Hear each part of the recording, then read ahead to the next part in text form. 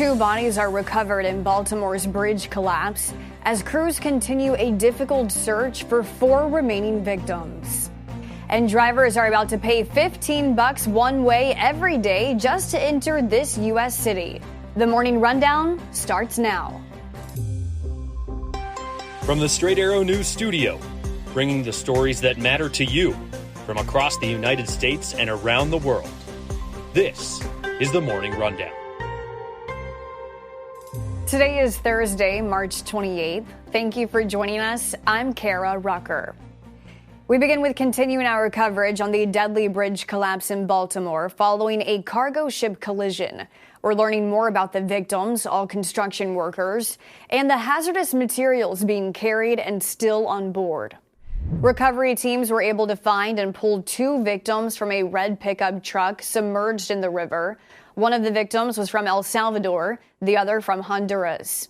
Recovery efforts for 4 other victims are slow as divers face their own set of dangers, searching in debris-filled waters and low visibility.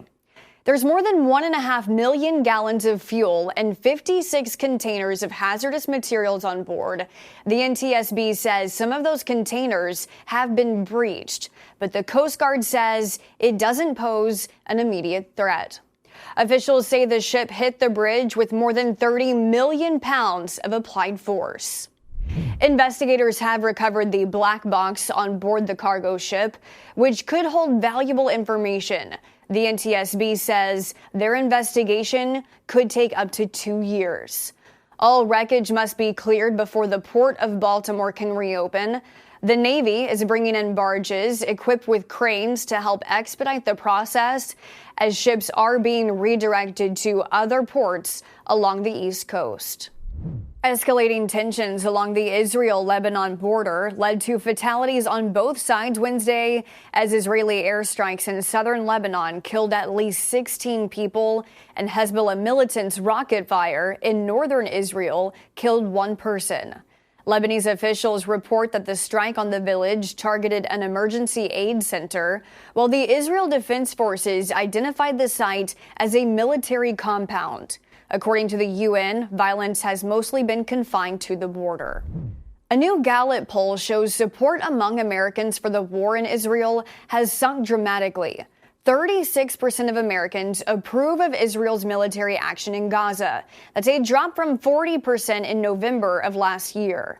55% of Americans said they disapprove of the war in Gaza, up from 45% since November. Former Senator and Vice Presidential nominee Joe Lieberman has died after suffering from a fall. Lieberman spent 24 years in the Senate representing Connecticut. He also made history as the first Jewish vice presidential nominee alongside Al Gore in the 2000 presidential race. The ticket was lost in what is considered one of the closest and most contentious races in U.S. history. Joe Lieberman was 82 years old. Former FTX CEO Sam Bankman-Fried is scheduled to be sentenced today.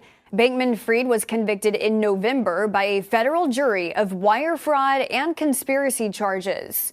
A jury found that Bankman-Fried was illegally using money from FTX depositors to cover lavish expenses, including properties in the Caribbean and private jets.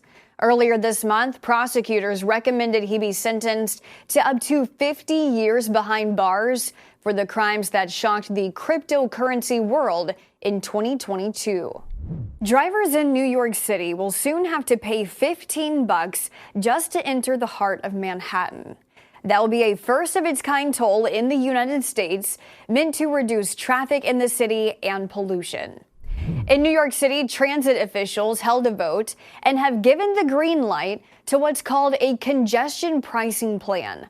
Supporters of the toll say it should encourage commuters to take public transportation, which will reduce congestion in a district known for bumper-to-bumper traffic. The toll money raised would then go toward improving the subway system. Those against it say it's a financial burden on workers and will ultimately raise prices overall in the city. It's expected to go into effect in June, but also faces multiple lawsuits looking to block the first-of-its-kind toll. Finally this morning, get your peanuts and Cracker Jacks because opening day is here for Major League Baseball. The 2024 MLB season swings into action with 26 teams primed to hit the diamond. Among the day's highlights, the 2023 World Series champions, the Texas Rangers, will welcome the Cubs. Although all 30 teams were originally set to play, but unexpected rain in New York and Philadelphia has pushed the Mets, Brewers, Phillies, and Braves to delay their season debut to tomorrow.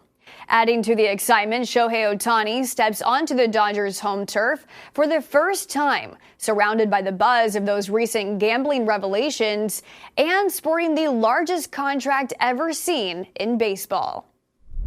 These are your top stories for this Thursday. Unbiased, straight facts, that's Straight Arrow News. We'll see you back here tomorrow. Until then, I'm Kara Rucker. Have a great day.